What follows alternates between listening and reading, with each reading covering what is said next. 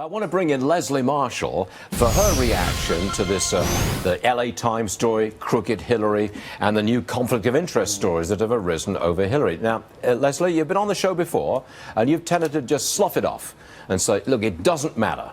It's all out there. Nobody cares. It's going right over the heads of the public. It doesn't matter at all. Are you still holding that position? Well, right now, until there's an indictment, which I don't think there will be, the FBI has said and the director has said, look, yes, this is an investigation. We don't have a November deadline. I think it was Judge Napolitano who said that they're going to call Hillary before Memorial Day, so they're coming to an end, and I've heard that from others. But again, with the emails, unless there is any charge and there's an indictment and there's found to be any criminal negligence, I think it'll go away after November, and when we have a new president elected, who I do believe will be Hillary. Now, with regard to the LA Times... Hold on a second. There's this endless backdrop of scandal. It's endless, and it has really dominated her campaign. I put it to you that has reduced her vote. In the turnout, in the primaries for Democrats, the vote is down. And I put it to you, Leslie, part of the reason for that is the background of scandal for Hillary Clinton. No, I don't agree with you. Honestly, I think Hillary is part of the problem for Democrats who don't want Washington people, or they want a woman, but they don't want that woman. And that could be said for some people, obviously, on the right. But in a primary, we're looking at the Democrats.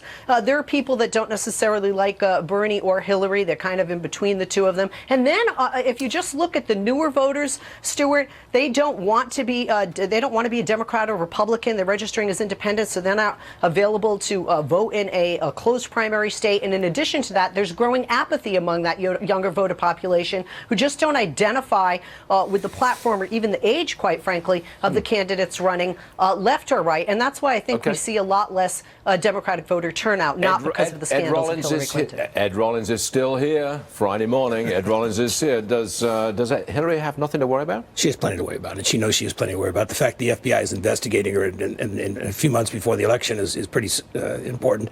Equally as important, the country, both the Sanders vote and the Trump vote, they're tired of Washington. They're tired of the business as usual. And Hillary is the epitome of business as usual. You elect her, you get at least 4 more years of the Obama programs. And I think people want change. They want something different. And so I think she's going to have a hard time. I've got another one for you, Leslie. Senator Harry Reid. Now, he took aim at Mitch McConnell after McConnell met with Donald Trump. Just listen to this for a minute. Since Senator McConnell has so enthusiastically embraced Trump, we can only assume he agrees with Trump's view that women are dogs and pigs. We can only assume that Republican leader is not repulsed by Donald Trump's vulgar behavior towards women. Leslie, I got to tell you, I think that is beneath the dignity of the office of senator. And you say?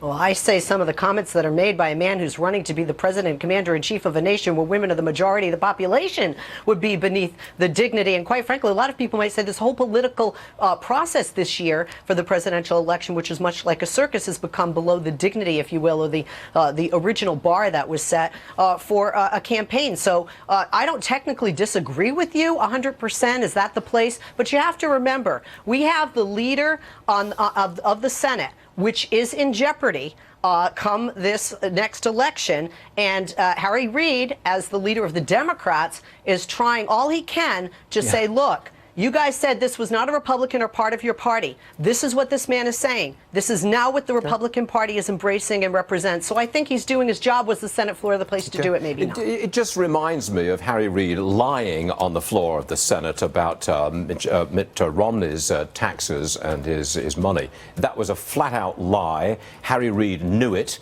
and he did it deliberately to affect the election. And I've not forgotten it. Leslie, thank you very much indeed.